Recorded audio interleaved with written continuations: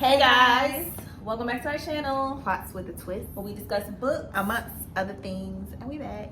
We keep taking these random breaks, but I know it is what it is. Life happens. No particular reason, just scheduling, things like that. But we are gonna catch up with our wrap up so we can try to keep on track as much as possible. And so we'll split it into part 1, part 2. So we're doing part 1, and that is our wrap up from August. Yes, and we've been reading some good things for you. Yeah, we just ain't been talking about it. So I guess let's get into it. All right, so August, I'm gonna have to pull up the books because I gotta remember. Yeah, I don't know what I read. Okay, I know what I read, so you want me to start? Yeah, you can start. Okay, so I think last time we talked, I was starting Reckless by Lauren Roberts. So that's the second in the Powerless. I guess it's called the Powerless trilogy, but it's the. Oh, we can talk about that together because that's one of mine too. You read Reckless? Oh, I read Reckless. I didn't tell you. No. Oh, where have you been? Not filming, so know. not talking about the books for real. Okay, so let's talk about it. So Reckless is the follow-up to Powerless. And so we talked a little bit about Powerless before, but pretty much it catches up with Peyton and Kai. I got names because I'm looking at my Kindle. So first book, Peyton went through these trials. Kai was in the trials. He's the enforcer of the land. Peyton is ordinary, which means she doesn't have powers. And in this particular book or genre or fiction, whatever, the people in this kingdom has powers, and that's what make them the elites. And so pretty much there was a big kind of event that happened at the end of book 1, Powerless, that caused Peyton to kind of now be on the run. And so we catch back up with Peyton, see what she's been doing, where she's been hiding out, what's her plan, what is she gonna do. Also catch back up with Kai. He has mixed emotions about Peyton at this point, and also is tasked with finding her. You also get perspective introduced. I mean, I think Kit, who's Kai's older brother, I think he had a short introduction into his point of view at the end of Powerless. So he gets more in the mix with his point of view. So you get those 3 characters just kind of going into this kind of cat and mouse chase between Peyton and Kai, and ultimately their growing attachment and feelings towards each other, and what that means for what he's tasked to do with her as a outlaw. Does that do it? Okay. All right, so what do you think? I guess if y'all need a real review, let us know. Right, you could do both of them in like one thing. But so I remember, I read this so long ago. There's gonna be another one, right? Okay, it's a trilogy. It's gonna be a trilogy. So I felt that there was a lot of back and forth in this book, which is understandable because Kai and Peyton. What's the girl? Peyton ends up being kind of like, on the run on this journey together. Is that ruining it? Not really. Okay. So they're kind of on this journey like together, and of course, if you know what happens at the end of the last book and kind of how their relationship was in the last book, you know that they had feelings, and then towards the end, because of some events, they both have like mixed feelings towards each other, but they can't like run away from the fact that they are drawn to each other, and I guess in love for real. But it was just a lot of back and forth, and I was over it at some point. And then I think that I said what? Yeah, I think that with the brother, but it was just like, I don't know, it was just too much cat and mouse, and this I don't know. The language, like, I was looking into his eyes, and then I remember, like, it was overdone to me. And I think because we got so much of it already in the first book, it's like, okay, we don't have to keep going with the same theme in this book. We get it now. And then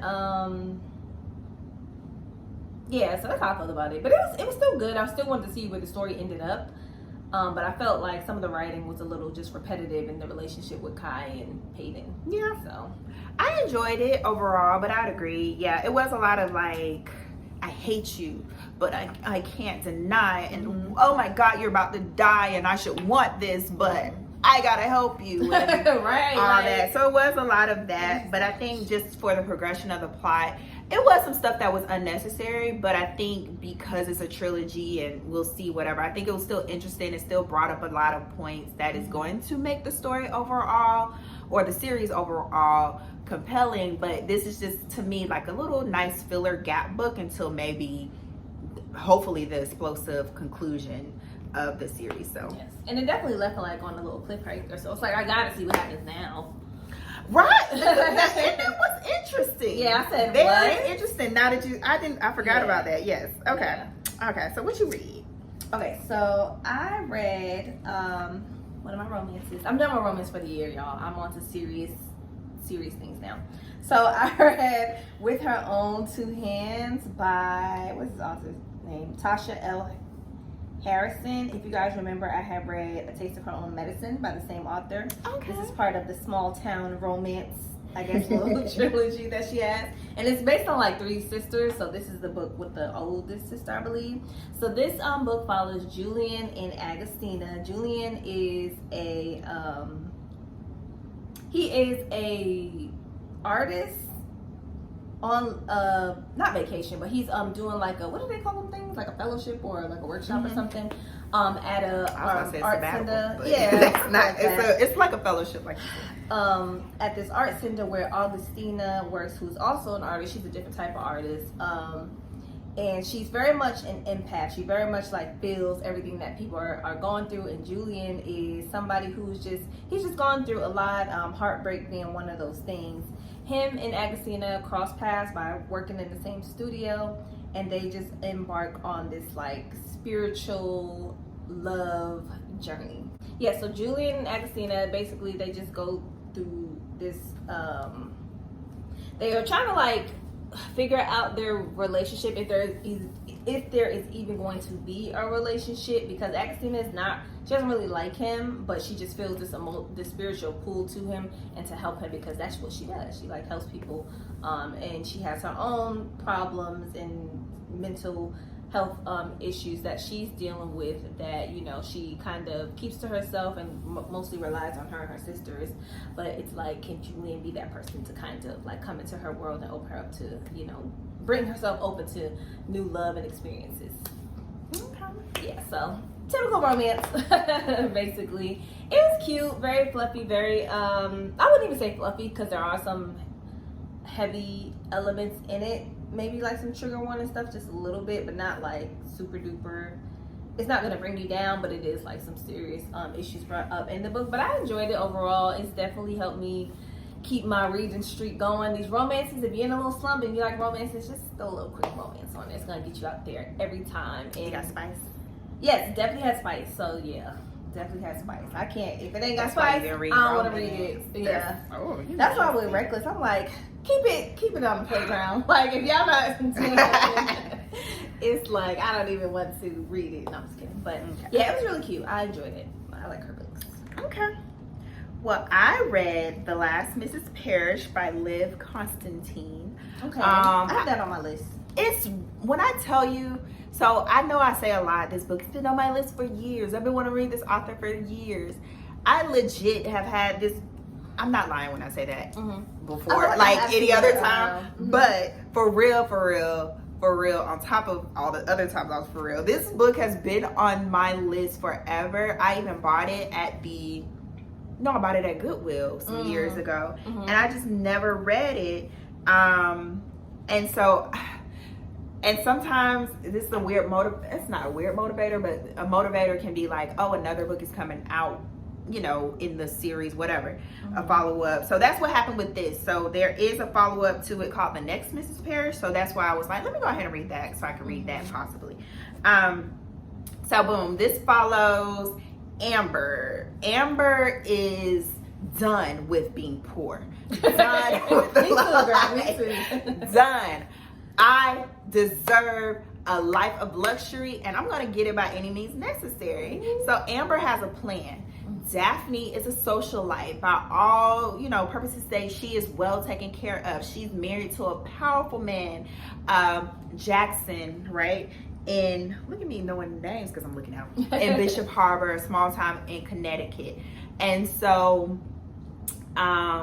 she has everything, all the Birkins, all the bags, all the designer stuff, lovely appearance, all the clothes, everything. So Amber finds a way to insert herself into Daphne's inner circle, just by, taking advantage. There we go. Taking advantage of her kindness, her compassion, because Daphne has like a tragic past. She had a sister, and she has this foundation that she created because her sister passed away young. And so Amber uses that information to kind of create this sister that she had that had a similar condition, and now they're bonded by, trauma and tragedy. And so Amber's using these tactics and things like that to not only get closer to Daphne, but find her weak point so she can now insert herself and get closer to Jackson, and hopefully maybe still a husband. But things start to get revealed as you go through the story. Amber has a past, and it starts to kind of catch up with her a bit, as well as Daphne isn't as daft as Amber thinks she is. Ooh. So yeah, it's just kind of one of those stories that, you got some twists and turns, and ultimately things may not pan out the way you think they will. Mm-hmm. And then, so I actually really enjoyed it, and just really, surprised I didn't read it sooner. I will say, I don't know if this would be giving information away, but it did remind me a bit of another book I read, and I'm not gonna say what book just in case that is giving some plot points away, but different. It was different enough where it wasn't like, oh my god, this is the same book. Mm-hmm. But it does have some similarities between some other suspense thrillers. So I don't know if you want to argue that the book isn't super unique. I don't know which, the two books I've read, I'm sure there's other books like that. I can't recall which one came out first, but just some of the plot twists and turns are kind of similar, but overall different. I just really enjoyed it. I found the ending kind of satisfying as well. So it's one of those that you get annoyed that, someone is being victimized and preyed on, but ultimately things happen that you're like, oh, okay, I'm satisfied. So I think it was a good one, and I can see why so many people have had it on their reading list for a long time. So we'll see what the next one. I don't know if a next one is necessary, but there's supposed to be another one. It came out, I think, a couple months ago. Okay, so I do want to see what happened with them, but not like that. I don't think I need a whole book. All right, so next on my list for August, I've read If Something Happens to Me by Alex Finlay. So, if y'all remember, I think Kristen read this book, in July or June? So long ago. Girl.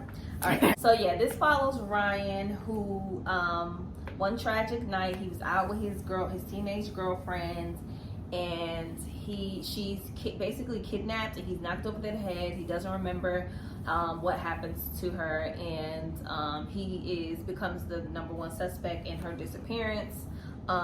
Later he's let go because they don't have enough evidence, but that type of thing follows him for the rest of his life, seemingly, until he goes to college and kind of takes on a new identity and kind of lets go of that part of his past. Okay, so then Ryan, he's in law school, he's on a trip or overseas, and he catches a glimpse of the man who snatched, he has a recollection from that night, and he sees who he thinks is the man that actually took his girlfriend, and when he, at the time, a description who he gave to the police, and they didn't really believe him because it just didn't sound plausible.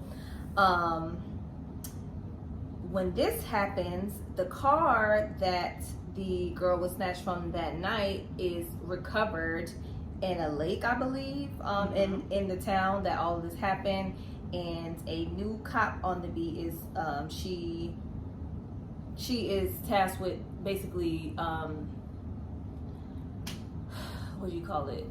Helping with the case. Yeah, looking into this old case and seeing what they can find, since this car has reemerged and kind of opened up a whole new can of worms of like as to what happened to his disappearance, because the girl was never found, and it's kind of just been like a cold case that's been reopened. And and it kind of like intervenes in all their lives, Ryan, his family, and the cop that's attached to, I forgot her name.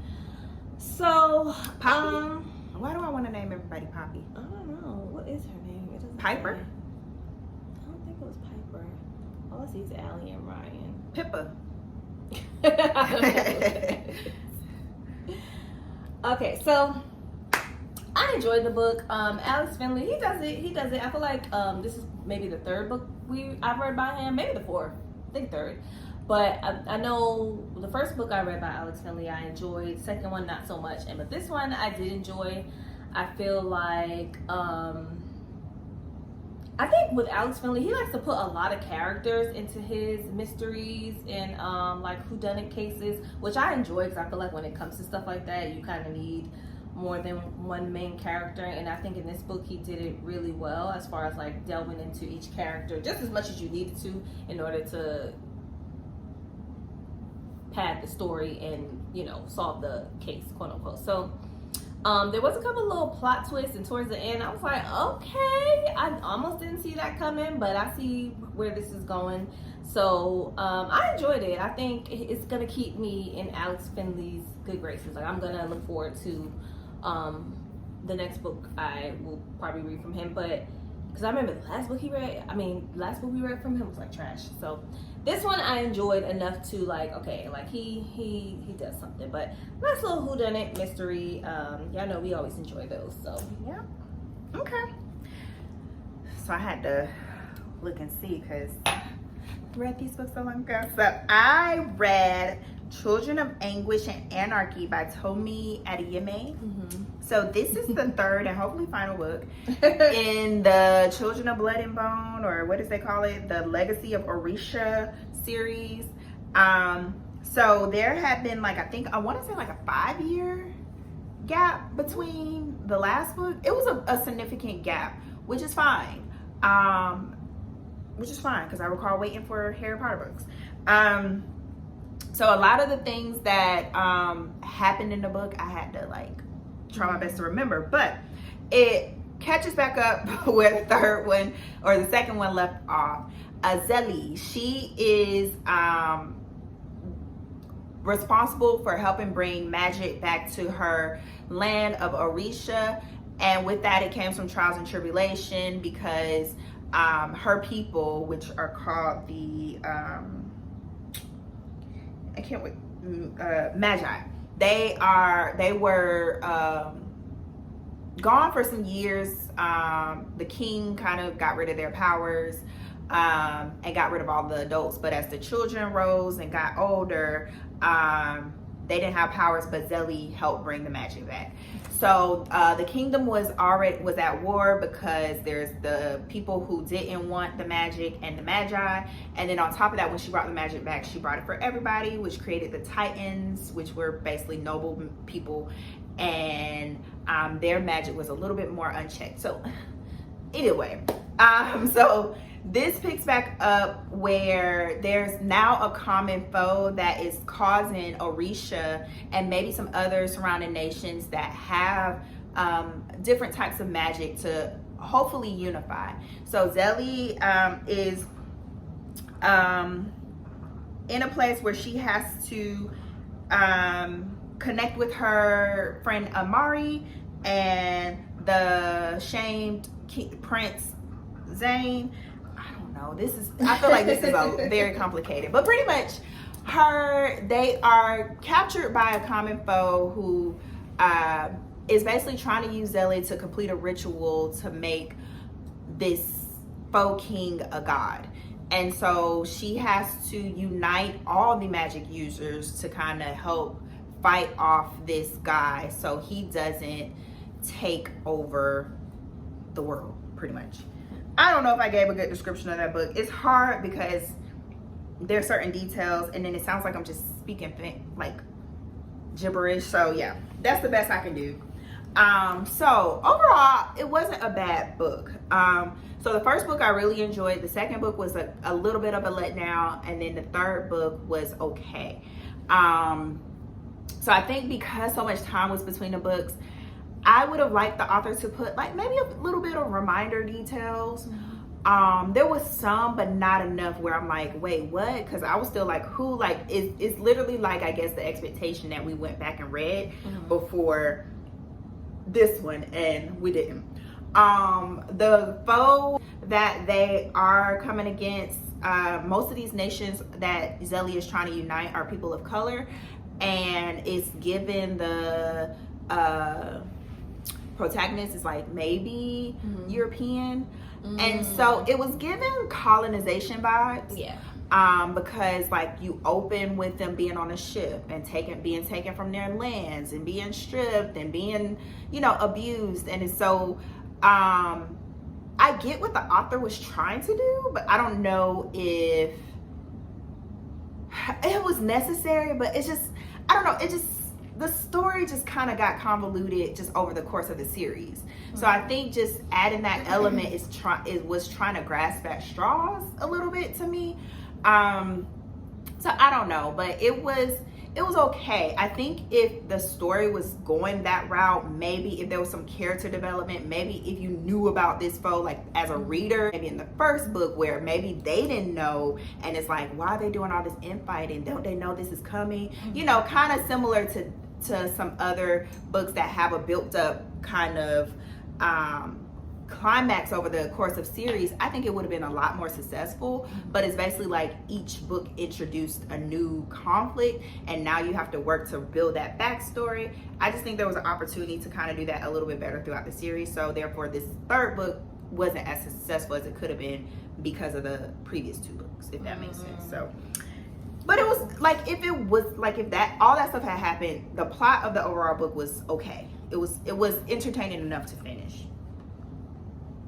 I know I just said a lot of words, but those who read it can follow. Y'all follow. Those who are interested in reading or have read the first two, y'all can follow. If you haven't read the whole series or started, it's okay. Okay, so last book on my list for August. So I read Tumbling by Diane McKinney-Whetstone. This is an older book. This book came out in 1997. I was gonna say, I feel like I heard. And then look at the cover. Oh Lord! It was good though. I think you would enjoy it. Maybe, I don't know. I would maybe have to be forced to read it. Yeah, but it was a good story. So and I read it with my eyeballs. So okay, so this story follows Noon and Herb. How do you want to say it? And what era was this? I want to say it was like the so during the 1940s and 50s in Philadelphia. So Herb and Noon are a married couple who have never consummated their marriage because Noon has some trauma that she's been dealing with that has just caused her not to want to go there. And so that has caused Herb to take up a mistress in the form of this jazz woman named Ethel. Noon and Herb are blessed with a bundle of joy since they don't have any kids of their own. A baby gets dropped off on their doorstep who they raise. Her name is Liz, and it just follows the story of the Noon and Herb's relationship, them in their kind of like unconventional marriage, so to speak, raising a child that has just come into their life, and then navigating some, basically, I want to say, I guess it's not called gentrification, but in their neighborhood in Philadelphia, they are pushing out the black people that live there to build a railroad. So they're trying to get all the people in the neighborhood to sell their houses and move elsewhere. And so Noon is a part of the committee that's kind of trying to fight this. And basically just that takes a toll on their relationship, their neighborhood, and the community that they have in their neighborhood. So basically, that's basically it's just a story of love and relationships and community and family. And I really enjoyed it. It was really good. There were some points in the story where it kind of lagged on a little bit, but I think that's because the author was trying to give as much context to Noon and Herb's relationship. It goes into depth for all the characters, even Ethel, the mistress that Herb takes up, and all the different characters within the neighborhood that kind of make up the community that they live in, who are connected to Herb and Noon and Liz, their daughter, and then they end up. Well, I'm gonna say that. So it just connects with all the people and their family and in the community. So I really enjoyed it. This author, she has like a lot of books. So I said I might read some other books from her. I guess she was like with the bee's knees in the 90s.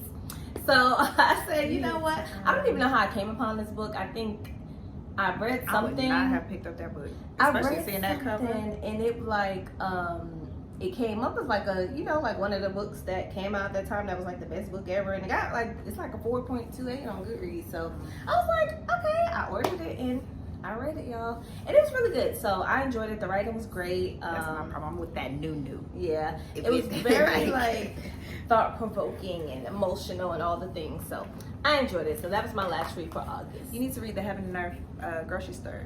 I know. And that was called because. Yeah, something you said something you kind of said is similar. Maybe it's the community part and how all the community is surrounding these specific people. Okay, so last book I'll mention, I'll mention another one, but last book I'll talk through is Kill for Me, Kill for You by Steve Cavanagh. Yeah. I struggle. I don't know why I struggle with that name. Okay. I've heard that. This one was a very layered story. Not really, but kind of sort of. So it follows Amanda. Amanda is in the thralls of grief. She lost her daughter and her husband. Daughter first to a violent event, and husband shortly after, dealing with the guilt of what happened to their daughter, ended his life. And so she is at a point in her life where she doesn't necessarily want to end her life without getting revenge on the person who committed the crime against her daughter. She's connected with the investigator over the time. I'm not gonna say because it wasn't a lot. I like a good revenge. Yeah, story. She's connected with the investigator. They're almost certain that this particular person did it, but he's protected because he got money. So she is at a point where she wants to seek out revenge, to the point where she's almost successful, but it doesn't happen. She ends up getting, because it doesn't happen, she ends up getting court appointed counseling to kind of deal with her grief and loss of family members.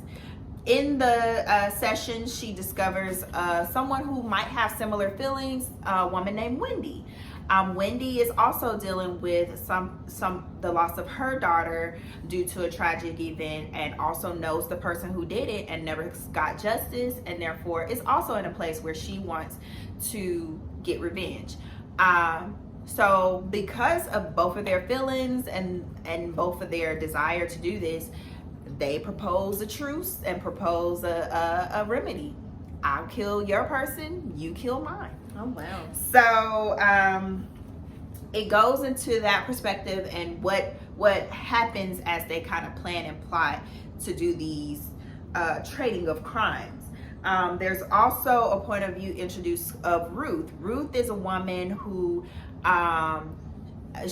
she's left at home one night by her husband, and a violent crime happens against her that she ends up surviving, and she's left with a lot of emotions, trying to pick up the pieces and really kind of just scared for her life, scared to go anywhere and do anything, and ultimately wonders when she'll ever feel safe again. So all their stories kind of collide, and you just kind of realize a lot of things are going on that you didn't really expect. So that's what I'll say there. So overall, I really enjoyed this book. I think some of the plot twists I did not see coming, which is surprising for me. No, I did figure it out before it happened, but it did take me a moment in the book to be like, huh? So you do go through a portion of the book, kind of similar.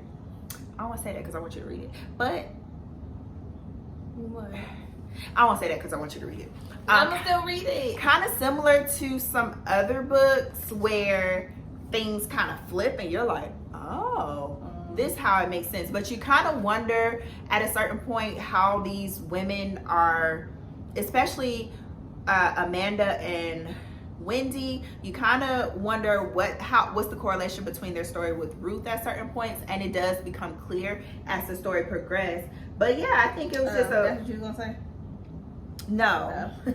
No, it's not like no. I'm not reading it.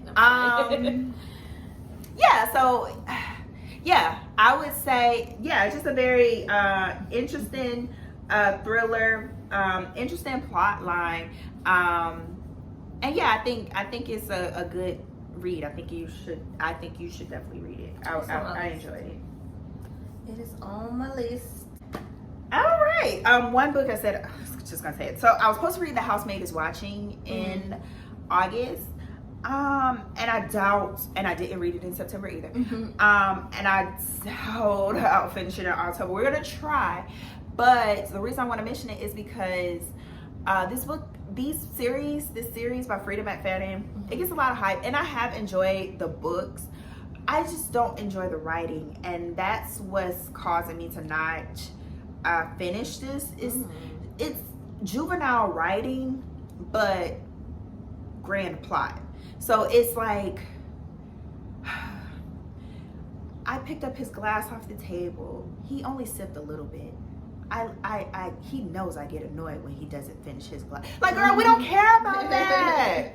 So it's just stuff like that, and it's really laid on thick so far in this one, which is really holding me up. Like the first two, yes, it was there. It was very apparent. I thought it added to the character's perspective, but right now it's at a point where, girl, you old now, like, and especially the character is older. So like, just move on. So we'll see. But I just wanted to mention it because I don't know if I'm gonna finish it. I'm gonna try. I don't need enough books. All right. So let us know what you all have been reading. Yes. Let us know any thoughts on any of the books we mentioned here today. Like this video, subscribe, ring the bell, and we'll be back for part 2 of our wrap up where we'll discuss our books for September. Yes. Bye.